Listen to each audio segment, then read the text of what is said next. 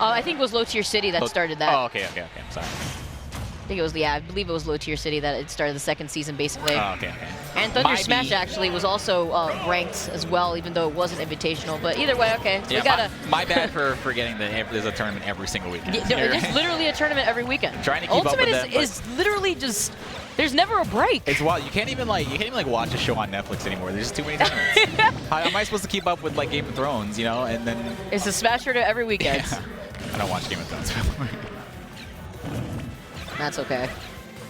Young Link, this is the character I really wanted to play, man. When the game first came out, everybody was talking about how his fire arrows were like lasers, and he's just mad annoying to play against. But I think he's hard to play. I think he's too hard for me. Are you talking about Young Link? Young Link, yeah.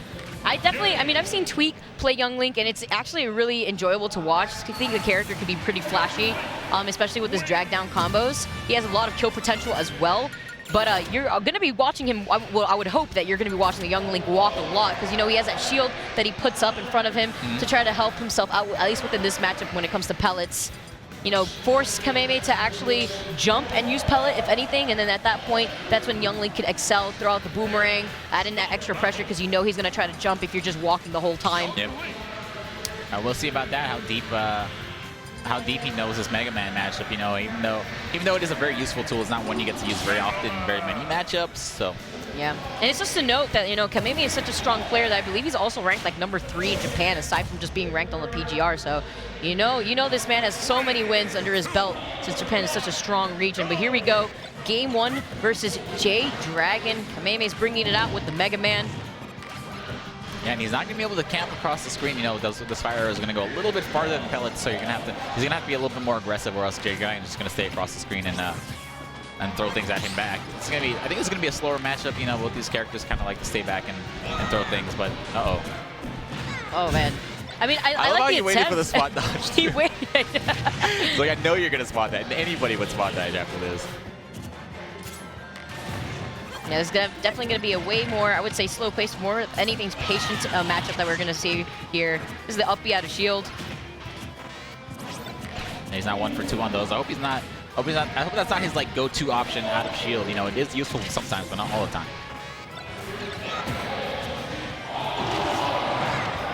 Metal Blade into the grab. Kameme just adding in all his extra pressure. This parry's coming through, landing on his shield. You see him do the Z drop from the jump out of shield and gets the back air kill. Yeah, you don't want to contest Mega Man in the air. Both options in this game will KO you near, off stage or even near the edge of the stage. So your best bet is try to make it back, get to mid stage, and hope that. No. Yeah, save your jump too. Oh, using a lot of these uppies out of shield actually. I like the attempt, but Kameme is not getting hit by any of these. He's just waiting it out at this Another point. Spot dodge gets faded.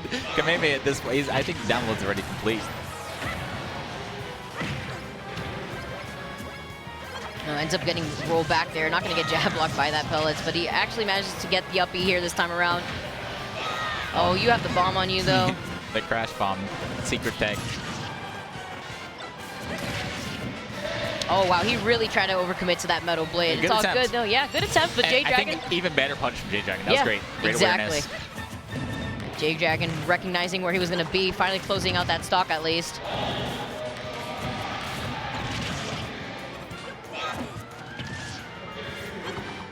Good get up attack from J-Dragon.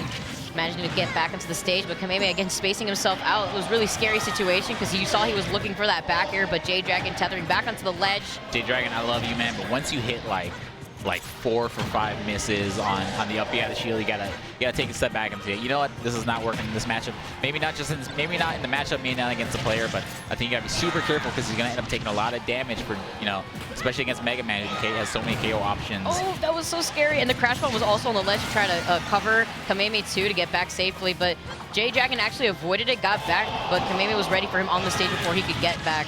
It's working sometimes. Is it worth though? Is it worth?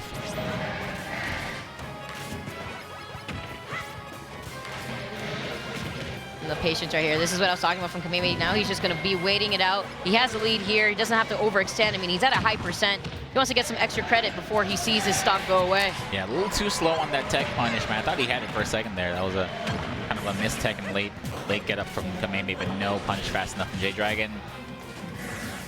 Please, man. It's not the time to up the out shield. I like how he spaced himself out with Pellet again, just not trying to overcommit. I mean, he's holding on to this 157, 163% now. I love that. Sometimes he'll just fall from the edge and do one Pellet just to check his opponent and see what they're doing. It's a back throw, sending him off stage. What he's going to do with this Metal Blade right here. Pretty over-aggressive. Oh, no, going way too low. I think he already inputted the up B, I'm not going to lie. I don't think he went too low. I think he went to the right because he knew that Kameme was going to do an attempt of down air. So he already DI'd. Like, yeah. So he's like, oh, well. He's laughing too. He knows that's what happens. I love that, though.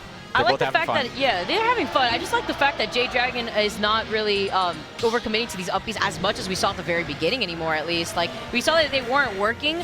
He started doing them at least more off stage to actually get Kameme from, like, edge guarding him. But on stage, I don't think that was the move. I mean, you know, you saw he wasn't getting hit by it at all on stage, at least. You saw that. Kameme hovered over Toon Link for a sec. He was about to sleep on his opponent, man. We saw what happened to Larry when he did that. I know he has a Wario. I know he's considered, you know, one of the best Warios in Japan next to Zachary. Or maybe he was subtly trying to tell his opponent that maybe Toon Link is a better choice here. I don't know. As far as I know, most people consider Young Link a little bit stronger, right? I don't see many Toon Links at all. They're just nowhere. No one can do it. Get that leaf shield coming through.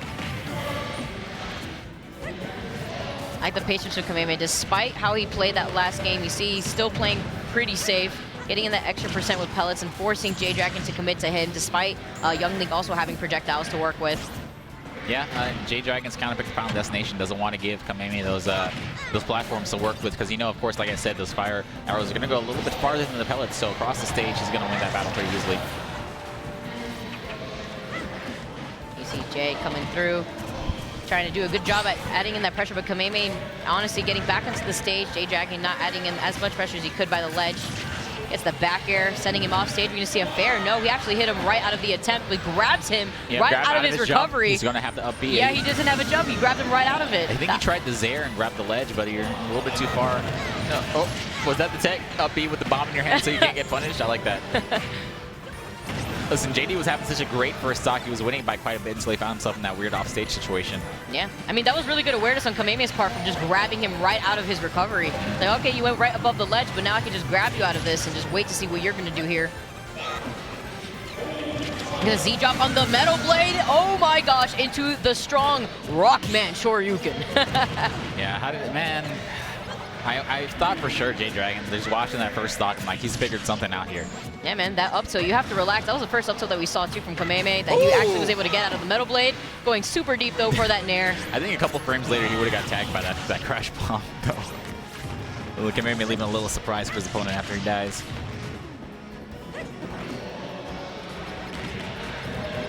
Taking some extra damage from those pellets, man. They add up after a while. Great charge, fire arrow.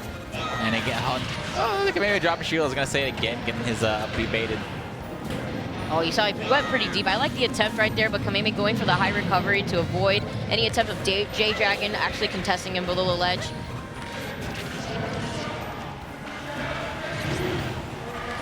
So the fair coming through. Oh, and again, the follow-up from the Metal Blade, the run-up, up tilt.